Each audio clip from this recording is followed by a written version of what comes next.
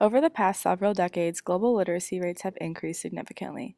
Much of this can be attributed to the improvement of educational systems in developing nations, as well as a better understanding of the importance of education in these nations.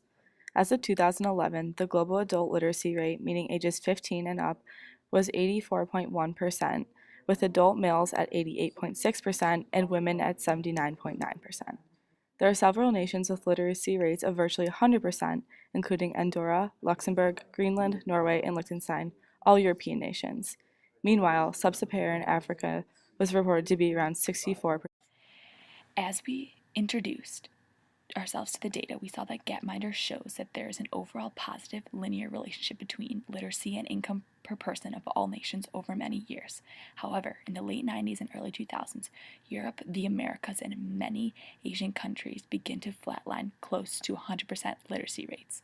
On the other hand, Africa stays behind with both lower literacy rates and income levels and continues to show the same linear pattern. We decided we wanted to take a closer look at Africa, which can be seen here in blue. With interest in the subject of women's education, our group decided to specifically analyze women's literacy rates of African nations. In Africa, there's a huge gender disparity between the literacy rate of females and males. In 2011, the lowest male literacy rate for an African country was 43.1% in Mali, while the lowest was for females at 25.4%, also in Mali. Furthermore, we know that education is a component of human capital and that human capital is a determinant of productivity.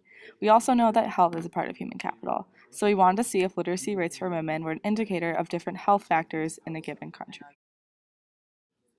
In 2011, if we look at literacy of adult females that are older than 15 and babies for women, we see a constant downward trend.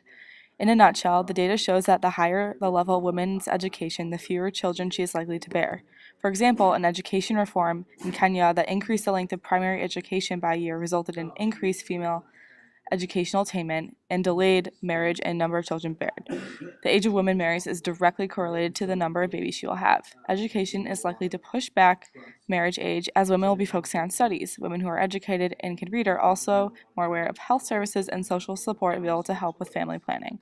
Additionally, further education will increase the chances of women having their own career, which again decreases the amount of children she may have. This is supported by the Fourth World Conference on Women, where they recognize that women's literacy is key to improving families' well. Next, we decide to look at literacy rates of women in relation to lifetime risk of maternal death. This factor is defined by Gapminder as the chance of dying during pregnancy or within the 42 days after termination of the pregnancy in a lifetime, regardless of the length and site of the pregnancy from a cause related to or aggravated by the pregnancy, with the counting unit per 1,000. While we only have data from 2005 to 2010, it is clear that through these 5 years, there's a shift, meaning a lower risk of maternal death. More importantly, there's a relatively strong negative correlation between the two variables. As literacy rates of women increase, we see maternal death lifetime risk decrease. Additionally, our group chose to look at the correlation between the child mortality rate and the literacy rates of women.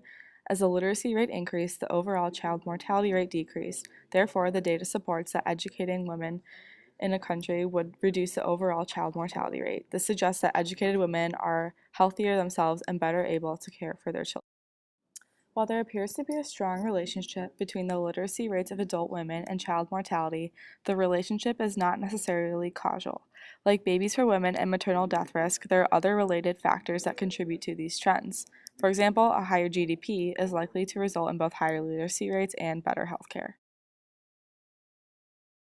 Based on these trends, there are several correlations between female literacy rates in Africa and the overall quality of the health of women and children. As demonstrated by the graphs, in general, higher literacy rates for women correspond to fewer babies, a lower risk of maternal death, and lower child mortality rates. There are several possible rationales for these trends. For example, literate women who have received an education are likely to know more about birth control and healthcare in general. Those who are illiterate may also have higher opportunity for employment, which would mean a better means for providing for a family, leading to better ways to access healthcare. Outside of these factors, there are other influences on why female literacy rates are linked to indicators of good health for women and children in Africa. As previously mentioned, the more developed a country is, the better its education system and literacy rates will be. Also, in developed countries, governments have more money to spend on healthcare and education. The population has access to more resources and facilities. In conclusion, the literacy rate is not necessarily a direct causation, but rather a useful method to gauge overall health for women and children.